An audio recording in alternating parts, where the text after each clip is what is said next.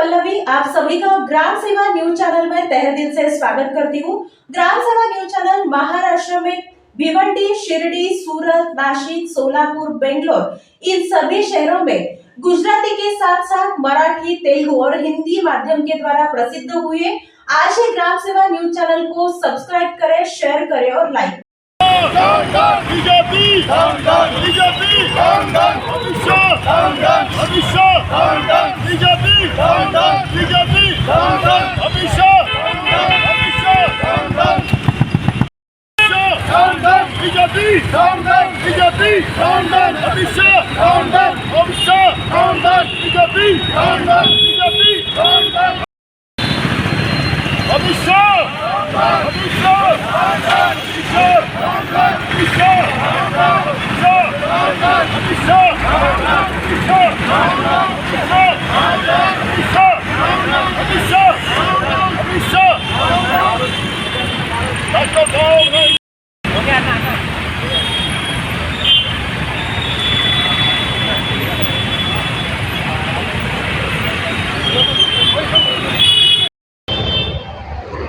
కేంద్రంలో అధికారంలో ఉన్న బీజేపీ మదమెక్కి చాలా మాటలు మాట్లాడుతున్నది.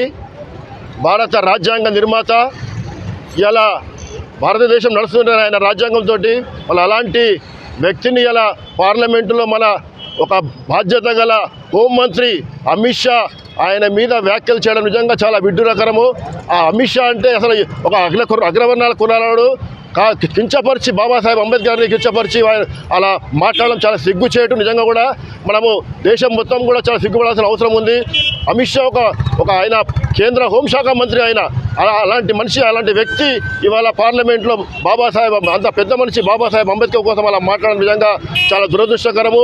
మళ్ళీ దాన్ని ప్రధానమంత్రి మళ్ళీ మోడీ గారు కూడా దాన్ని సమర్థిస్తున్నారు. మోడీ గారు కూడా మళ్ళీ వాళ్ళ విఘ్నతగా వదిలేస్తున్నాం. నిజంగా కూడా ఇలా కాంగ్రెస్ పార్టీ ఆధ్వర్యంలో దేశవ్యాప్తంగా కూడా ఆల్ ఇండియా కాంగ్రెస్ కమిటీ పిలుపు మేరకు అన్ని కూడా అమిత్ షా గారి దృష్టి మీద నిలబెట్టడం నిరసన కార్యక్రమం చేస్తున్నాము.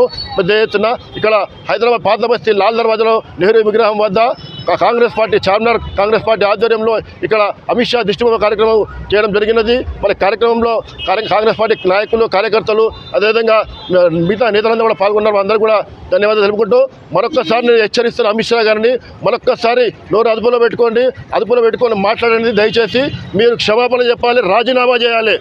కేంద్ర హోంశాఖ పదవికి రాజీనామా చేయాలని మేము డిమాండ్ చేస్తున్నాము. పాత నగరంలో కాంగ్రెస్ పార్టీ ఆధ్వర్యంలో వెంకటేష్ గారి ఆధ్వర్యంలో నాయుడు టైచి దగ్గర ఈ యొక్క అమిత్ షా దిష్టి బొమ్మ త్యాగం చేసినాము. అదేవిధంగా తెలంగాణ ఎస్ఎస్టీ ఐక్యవేదిక వ్యవస్థాపక అధ్యక్షుని బుంగ సుకుమార్ని నేను మరియు మా సంఘ సభ్యులు ఈరోజు అమిత్ షా ఒక దిష్టి బొమ్మ త్యాగం చేసి డాక్టర్ బాబాసాహెబ్ అంబేద్కర్ గారికి పాలాభిషేకం చేసినాము.